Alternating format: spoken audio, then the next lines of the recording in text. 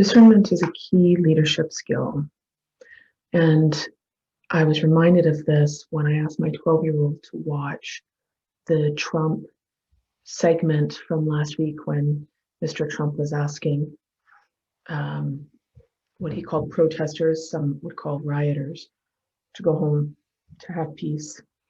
And so I got my 12-year-old to sit down and watch that. It was a 30-second segment or something. And I asked him to watch it as if he were one of the people rioting on Capitol Hill. Would he go home?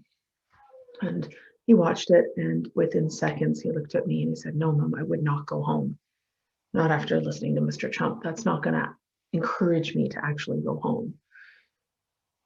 And in our discussion, what we underscored, my 12-year-old and I, is that you can hear what people are saying, and then you need to take a moment to actually hear what they're saying.